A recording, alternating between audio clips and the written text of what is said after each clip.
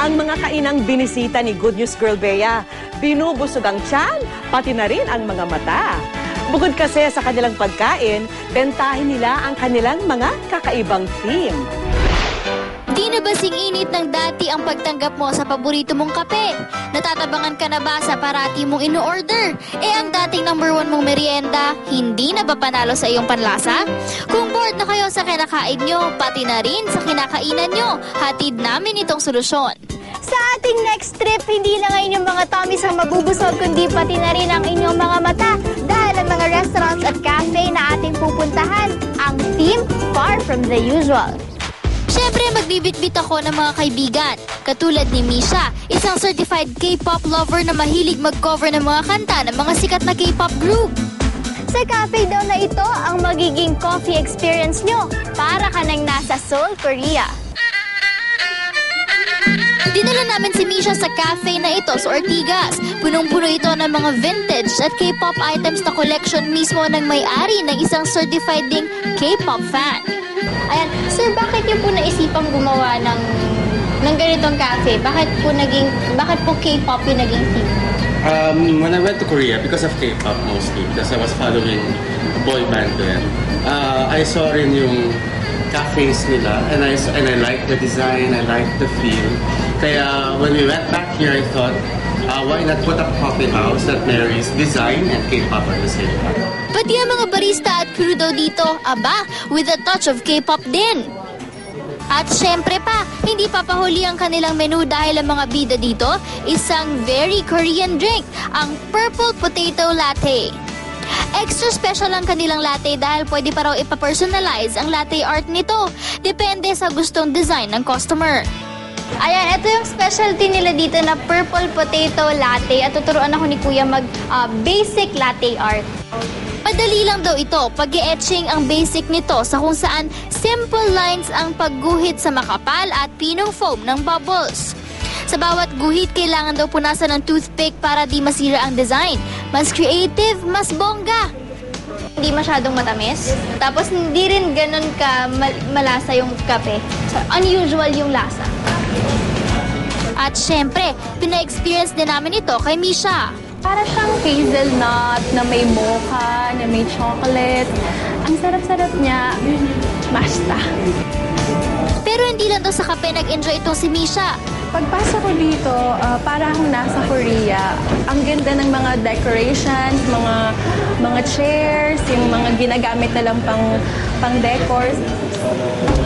From Korea, balik Pinas naman tayo, dito sa beach-inspired resto sa Quezon City.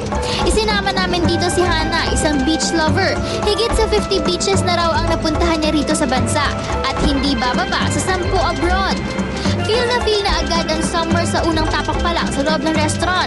Kapansin-pansin din ang kanilang bar na korteng barko. Hindi mawawala ang samut-saring beach items tulad ng surfboards at murals. Pinifeature niya yung mga different places in the Philippines para mas ma-emphasize yung mga magagandang scenery sa Philippines like beaches. Meron din ito mga aquarium na puno ng crabs, tilapia, lapu-lapu at iba pa.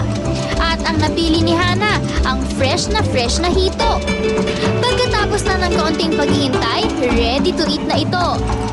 Ang galing kasi kanina nakita ko nga siya sa aquarium, tapos kita mo talaga na dinambot siya, and then right now, ito na siya, luto na siya.